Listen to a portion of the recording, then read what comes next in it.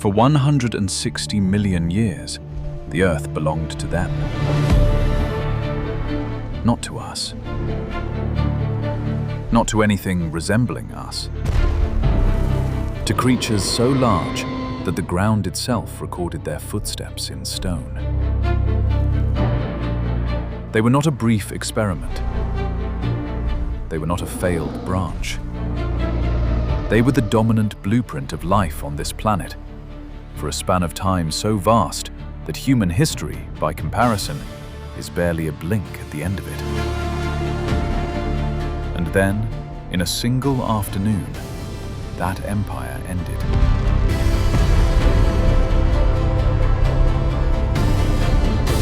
Most people picture it as a kind of cosmic accident. A rock fell, the dinosaurs died, the mammals took over. A clean story, a closed chapter. But that version hides almost everything that actually happened. Because the asteroid did not simply kill the dinosaurs. It triggered a cascade, a sequence of physical, atmospheric, and biological collapses so precisely tuned that had any single variable shifted, the giants might still be here. And we might never have existed at all.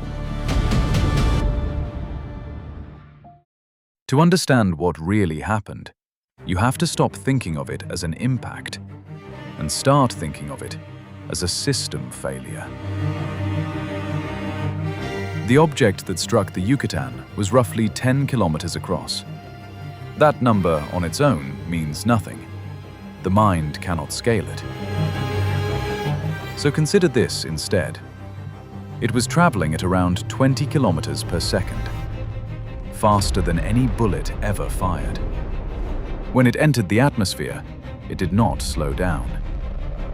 The air in front of it could not move out of the way fast enough, so it compressed violently. The column of atmosphere beneath the asteroid became briefly hotter than the surface of the sun. Before the rock even touched the Earth, the sky was already on fire. The impact itself released energy estimated at over 100 million megatons of TNT. More than 1 billion Hiroshimas, delivered in under a second. It punched a hole through the crust nearly 30 kilometers deep, vaporizing rock, seawater, and everything that had ever lived within a continent-wide radius. The crater it left behind, buried now beneath Mexico, is almost 200 kilometers across. But none of that is what killed the dinosaurs. The impact killed only what was nearby.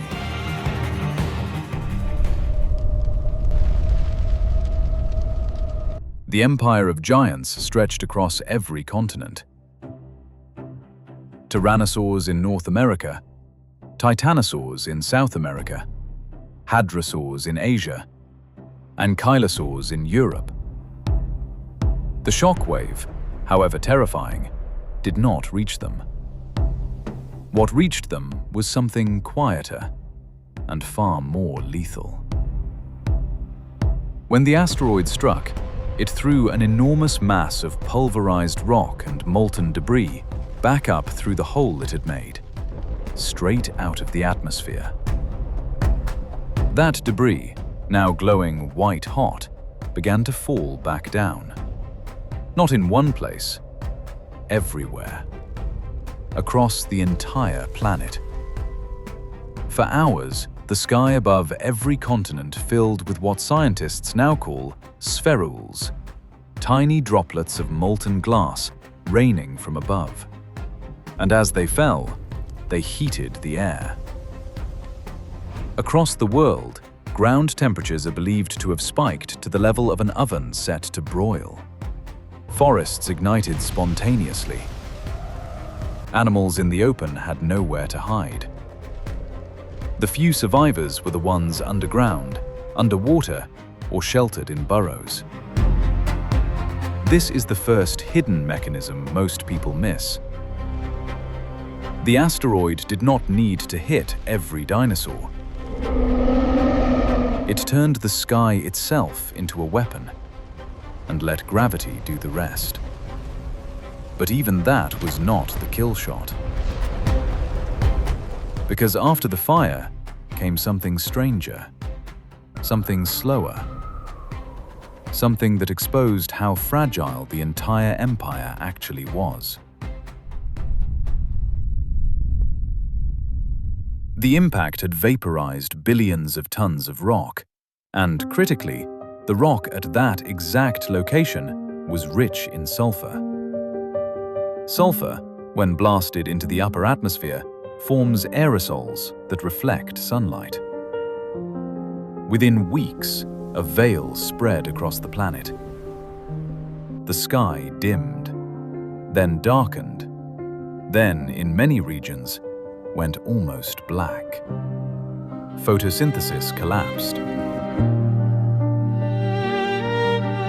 This is the deeper layer. The dinosaurs did not die because the world got hot. They died because, shortly after, the world stopped feeding itself.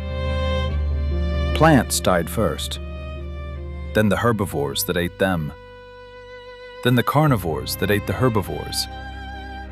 The food web did not break gradually, the way it does in normal extinctions. It unraveled from the bottom up in a matter of months.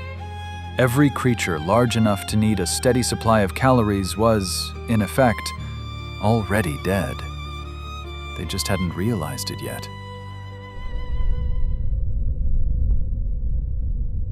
And here is where the story turns from disaster into revelation. Because the fact that the giants died is not, by itself, surprising. What is surprising is what survived. Crocodiles survived. Turtles survived.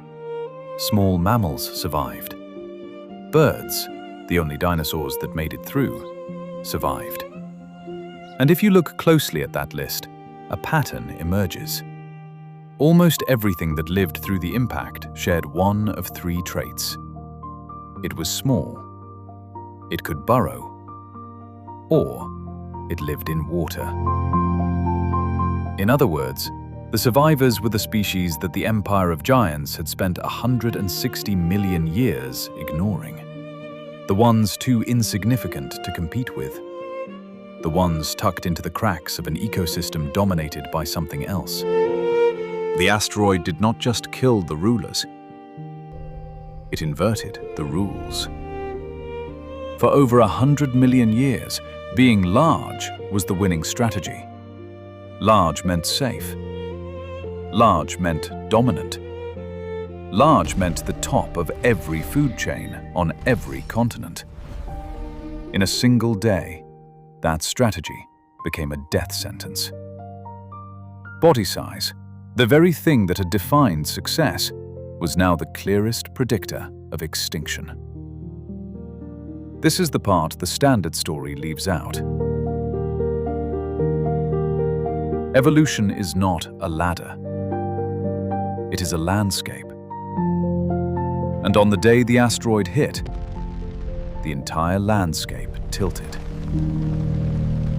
What had been peaks became valleys. What had been valleys became the only ground left to stand on. The mammals did not rise because they were superior. They rose because the ceiling above them had been removed. For tens of millions of years before the impact, mammals had existed. They were small, mostly nocturnal, mostly hidden. They had not been out-competing the dinosaurs. They had been surviving in the margins. The asteroid did not award them the planet. It simply erased the species that had been keeping them small. Within a few million years, geologically almost overnight, mammals began to grow, to diversify, to occupy the empty niches the dinosaurs had left behind. Hooved grazers, ocean-going whales, tree-climbing primates. Eventually, something that walked upright on two legs and looked up at the sky and started asking what had happened here. Every step of that lineage exists because of what fell that day.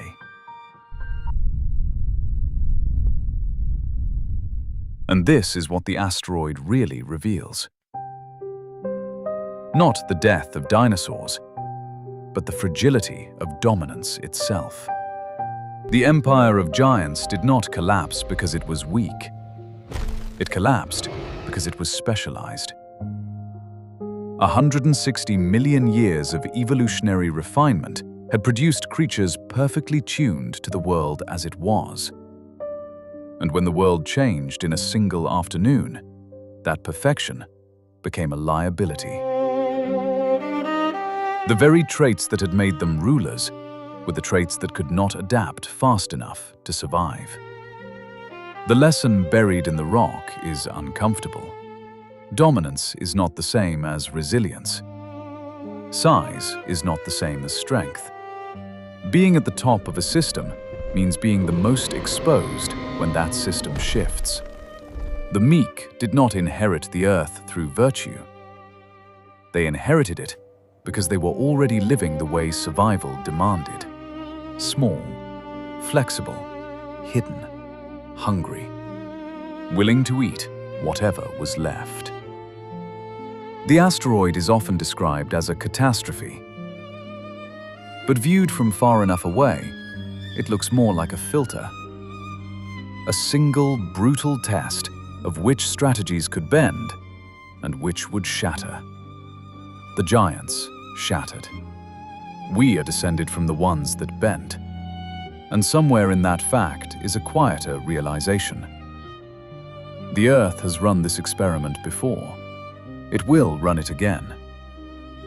The forces that ended the empire of giants, sudden change, collapsing food webs, a sky that no longer behaves the way it used to, are not unique to asteroids. They are simply the shape that endings take, when a world that seemed permanent turns out not to be.